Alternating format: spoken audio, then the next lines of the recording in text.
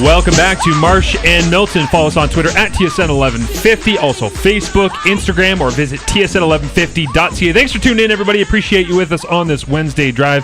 Hope you are having a safe transportation moment across the city, as I did not earlier on in the day. I think if you were here earlier, you heard about it. It's okay, though. Car's fine. It's not a big deal, Louis. Louis, how was your drive in today? Exciting? Yeah, it was great. Good. Excellent. Good to hear about. All right, let's move on here. Let's go to take two, where we debate the day's hottest topics, and you determine the winner on Twitter. First one here, going to dig into a little bit of the lighter side, perhaps, of the sporting world. A really nice moment, genuinely nice moment that I found out of the Australian Open was Joe Willie Tsonga coming to the rescue of a ball girl that was working on the sidelines. Basically, what happened was he came over to her, realized that she was not feeling so well, and the ninth-seeded Frenchman said he noticed the ball girl was unwell during the third set of his match Wednesday, so he paused before serving, walked over to see what was wrong. He ended up putting his hand around her back. The ball girl handed Tsonga a bunch of the balls. She was like, yeah, I'm out. This doesn't feel so great. He then looped his arm around her and escorted her off of the court. It was a really nice moment. You should go find it if you can. It's all over social media today. It's kind of a nice little moment between a pro athlete and somebody who clearly wants to be one or loves being around sports. My question is, Louis, name a moment in your life where you were incredibly sick but just fought through. Because the ball girl probably could have finished because she was there, but she didn't really need to, because at that moment when Joe Willie came over, she was like, yeah, I'm done. Yeah. No, I tried to fight through, but it ended in disaster. Uh-oh. This was my first week at a new job, and was feeling pretty ill. And I was like, this is not good. It was either bad chicken, or my roommate said he had this 2-day flu, and I'm like, yeah, I'm fine. And so sure enough, I go to work, and just the look of death on me. And, I've been there. So everybody at work, are you okay? And I'm like, yeah, no, I'm fine. So middle of a newscast, I stop and I hit I'm like, you gotta go to break. And so I sprint out. My first week on the new job. I sprint out. Who's the weird guy? Find the nearest trash can, and they send me home. And I'm stuck at home. My first week, I spent the first 3 days in bed. People didn't think I'd last long, and sure enough... in and out of the business that quick. Mine is pretty similar. I was at a basketball tournament actually in Burlington when I was in high school, and got into the hotel, had a really nice dinner, and when I did, at that dinner, went back to my hotel room about 2 hours later, spent the entire night up vomiting, but played that Saturday afternoon. It was literally a trooper? It was a 24-hour crazy food poisoning moment. Not so much fun, though. Move on to the next one here. Crazy news came out from Sam Bradford and his camp, perhaps we'll say. Needy Sam Bradford was set to hit unrestricted free agency in March. It sounds like he had lofty expectation. Bradford's agent asked the Philadelphia Eagles for $25 million per season before the parties engaged in contract talks, and before the Eagles acquired Bradford in a trade last season, ESPN's Jim Trotter reported today. That figure would have made Bradford one of the NFL's 10 highest paid players. It's pretty crazy when you think about the fact that he might not even be top 10 in his position in the league. And for his career, Bradford has a passer rating of 81 with 78 touchdowns and 52 interceptions. And he also has 2 torn ACLs, which factors into any future value for someone like this. My question is, what is Sam Bradford's actual value to you? Because when I saw that headline today, the reason I included it sounds insane. It sounds like me walking up to TSN head management and going, I want to host Sports Center and I want 10 mil. Half of that? 12.5. I'm going through the list right now. It would have made him the highest paid quarterback, ahead of Aaron Rodgers at $22 million. Russell Wilson at $21.9. Ben Roethlisberger, $21.85. Ahead of Kaepernick? Kaepernick. Because Kaepernick's got that monster 19. Deal.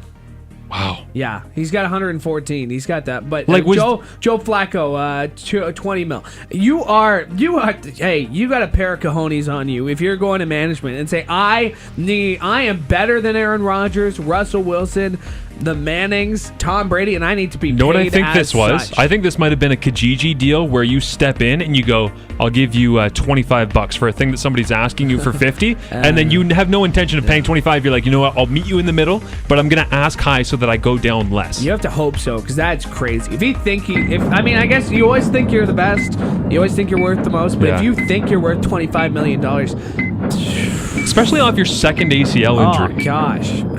Hey, I hope you have fun there in Eagle Land. Yeah, good luck with that, Doug Peterson. All right, let's get to one more here. Might have time for another. The John Scott follow. NHL Commissioner Gary Bettman said today that the league always intended to honor a fan vote that named John Scott as a captain of the Pacific Division All-Star squad. He said the fans spoke in large numbers for the process, and he's going to... Why is it everybody I don't like uses the word process? That's becoming a trend in my life. He's going to be joining us in Nashville. There was never any doubt about that, Bettman told Kevin Kurse of CSN Bay Area. Obviously, the fans decided it was important to vote for him, and we respect that. Whether or not we need to make adjustments into the future and ensure that truly all-star players, yikes, taking a shot at him on the way out, are there is something we'll worry about after we go to Nashville. It's pretty clear to me right now that Gary Bettman is straight up spitting in our face and lying to us here. So, Louis, the question is, what's the biggest lie you've ever told? First of all, I don't know if this is a lying. lie. I don't know if he's lying. I think... Okay, I'm not going to dig back into this because it's take 2, not take 20. Spoke in large numbers for the process. You got to respect the process. And I'm going to argue this point so I don't have to answer the question, what's the biggest lie ever told? Because I know somebody's listening who will be involved in this lie. So I will give you a secondary lie. Okay. Even that. I get... Wow, guarded. Just go through his Twitter favorites. You'll find whatever lie you have. Go through my Twitter favorites. I don't think he's lying. You're going to go on the air right now and say your biggest lie ever. Well, it might not be the biggest. No. The question was, what is the biggest lie you ever told? Fine. Go. Fine. I'll tell you the biggest one. I was in grade 2. Grade 2. I was in grade 2. Days. I stood up. I was pretty miffed, and I told my grade 2 teacher, I'm just going to go to the bathroom. She said, okay, Marshall, no problem. Marshall walks out the door. Marshall doesn't return for half an hour. They didn't call you Marsh back then? Some people did. All right, go. Where did I walk? Oh, I didn't go to the bathroom. I walked home. I lived in the country, and I started walking far, far away from school until I ended up having the principal, Mr. Atkinson, pull up next to me and go, get in the car. Crazy moment. I don't know why. I thought that was a thing I could do. We got time for one more? We have time for one more. All right, let's do it. Last one for you here. Jim Harbaugh going all out. Michigan football coach Jim Harbaugh, who used to be with the 49ers, will do whatever it takes when it comes to recruiting. Seriously, Harbaugh visited all-star, 4-star cornerback prospect David Long in Southern California on Monday this week in an effort to get him to join the Wolverines. Wearing his $8 khakis, Harbaugh played some catch in the street with Long's family and then climbed up a tree for reasons that nobody really understands. Just to prove he could. Pretty much. A neighborhood kid bet him he couldn't climb the tree. He was like, you know what? I'm Jim Harbaugh. Watch this. So we all hope it was in some way crazy cat related possibly, but he was captured on Snapchat climbing up this tree, and somehow people got a hold of the footage from Snapchat. We'll send it out from @MartianMelton, but if this is what he does for a 4-star cornerback, my question is, what is the craziest thing you can imagine Jim Harbaugh doing for a 5-star quarterback? A guy that he can actually train and win games with at the quarterback position. That's a scary thought. It is, isn't it? You almost have to. I mean, you don't want to go all Louisville here. Wow. But that's probably up there. I'm just saying, Louisville, obviously they were doing something right. I'm not condoning their actions. They did pretty well. Hey, Louisville, keep it up. No, but you're going to climb a tree, then you better, I don't know. See, to me, I think he would just be standing out in the front lawn, and he would just be playing this song with a beatbox above his head. Come on out. Come on out. I really want you for my team. Baby, come back. I need a winner. I want to win the Big Ten. I need a quarterback. What does this say for Jim Harbaugh's program that he needs to do jump through hoops? Shouldn't they be lined up to be playing for Jim Harbaugh? Yeah, I think they should. I mean, there's guys that are going to be lined up for a lot, but there was also a 4-star defensive end I read yesterday from Michigan that decommitted because Harbaugh pulled his offer at the last second for a scholarship. So, I mean, there's a lot going on with Michigan football right now. They're tired of Ohio State beating them out, and they're tired of other teams in the Big Ten being in the same conversation as them, including...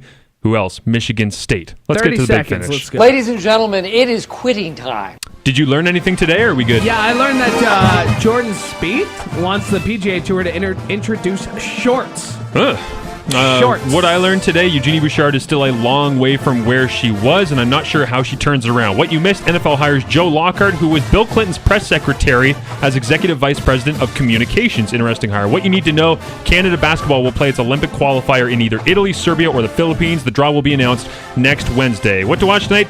TSN's historic 4K production of the Raps and the Celtics. Thanks to our guest, Anne-Marie Thuss of McMaster Women's Basketball.